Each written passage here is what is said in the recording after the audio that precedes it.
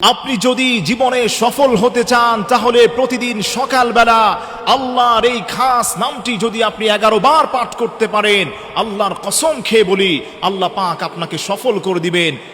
শত্রুতা থেকে আল্লাহ আপনাকে হেফাজত করবেন, বিপদগামীর বিপদ থেকে আল্লাহ আপনাকে হেফাজত করবেন। ব্যবসায় লোকসান হয়েছে, আল্লাহ লাভবান করে দিবেন। বিদেশে কাগজ দিয়েছেন, কোনো কাজ হচ্ছে না, আল্লাহ আপনাকে সফল করে দিবেন। বিপদ মুসিবত দেয়ালে পিঠ থেকে গেছে, প্রতিদিন সকালবেলা আপনার ডান হাতটাকে বাম হাতের উপর রেখে আল্লাহর এই খাস নামটি আপনি 11 বার পাঠ করে আপনি আল্লাহর কাছে যা চাইবেন, নবীজি বলেন আল্লাহ রব্বুল আলামিন তাকে তাই দান করবেন। সুবহানাল্লাহ পড়েন। আমার প্রিয় ভাইয়েরা, আমার প্রিয় মা বোনেরা, আল্লাহর নামের পাওয়ার রয়েছে। আল্লাহর কোনো গোলাম যদি ফজরের পরে সকালবেলা তার ডান হাতটাকে বাম হাতের উপর রেখে কেউ যদি পড়ে হাতে গুনে গুনে ইয়া ফাত্তাহু ইয়া ফাত্তাহু, হে সফলতা দানকারী, হে বিজয় দানকারী, আল্লাহর এই খাস নামটি যদি কেউ ধরে আল্লাহ পাককে 11 বার ডাক দিতে পারে, আল্লাহর নবী বলেন ওই গোলামটার সব দোয়াগুলোকে আল্লাহ রব্বুল আলামিন মুহূর্তের মধ্যেই কবুল করে নেন। সুবহানাল্লাহ পড়েন। আপনার ব্যবসায় মন্দা, আপনি আল্লাহর খাস নাম ধরে ডাক দেন। মেয়ের বিয়ে হচ্ছে না, আল্লাহর খাস নামটা ধরে আপনি ডাক দিয়ে দেখেন না, অন্তরে অনেক জ্বালা, আল্লাহর খাস নাম ধরে ডাক দেন। মেয়েটাকে নিয়ে পেরেশানিতে আছেন, আল্লাহর খাস নাম ধরে আল্লাহকে বলেন। মানুষ আপনার পিছনে শত্রু লেগে গেছে, শত্রুর কাছে আপনাকে আল্লাহ বিজয় দান করবেন।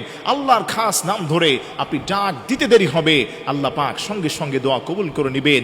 দেয়ালে পিঠ থেকে গেছে, বন্ধু বান্ধব কেউ পাশে নেই, আপনাকে আমি বলি প্রতিদিন সকালবেলা ফজর নামাজের পরে আপনি কেবলামুখী হয়ে ডান হাতের বাম হাতের উপর ডান হাত রেখে আল্লাহর এই খাস নামটি ইয়া ফাত্তাহু ইয়া ফাত্তাহু, হে অনুগ্রহ দানকারী, হে সফলতা দানকারী, হে বিজয় দানকারী, এভাবে যদি আপনি 11 বার পড়ে আল্লাহর কাছে আপনি মোনাজাত করবেন, নবীজি বলেন আল্লাহর যেই গোলামটা আমার কাছে আল্লাহর কাছে এভাবে হাত দুটোকে আকাশের দিকে তুলে ধরে, ইন্নাল্লাহা হাইয়ুন কারীম, আল্লাহ পাক ওই গোলামের শূন্য হাতটাকে ফিরিয়ে দিতে আল্লাহ পাক বড় লজ্জাবোধ করেন। সুবহানাল্লাহ পড়েন। এজন্য আপনার কত ডিপ্রেশন আছে, কত পেরেশানি আছে, আপনি আল্লাহর কাছে চান, আল্লাহ আপনার দোয়াগুলোকে কবুল করবেন। পেরেশানিতে আছেন, আপনি আল্লাহর মুখাপেক্ষী হয়ে যান, আল্লাহ আপনার দোয়াগুলোকে কবুল করে নেবেন। এজন্য আমার প্রিয় ভাইয়েরা, আমার প্রিয় মা বোনেরা, সর্বোপরি কথা হলো এর মধ্যে আল্লাহর ইসমে আজম রয়েছে।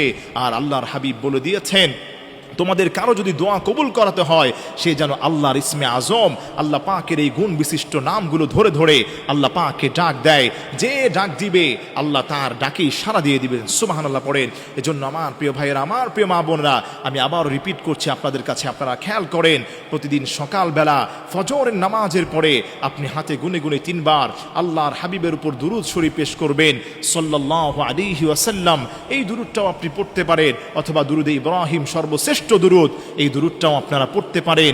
এই দুরূদ শরীফটা আপনি হাতে গুনে গুনে 3 বার পাঠ করবেন। 3 বার পাঠ করার পরে আপনি আল্লাহর এই খাস নামটি ইয়া ফাত্তাহু ইয়া ফাত্তাহু ইয়া ফাত্তাহু, হে বিজয় দানকারী, হে সফলতা দানকারী, আল্লাহর এই খাস নামটি 11 বার পাঠ করার পরে আবারও 3 বার দুরূদ শরীফ পড়বেন।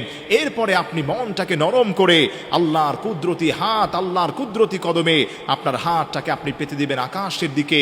আল্লাহ তুমি বলেন ওই গোলামটা যা চাইবে আল্লাহ পাক তাকে তাই মুহূর্তের মধ্যে দান করে দিবে।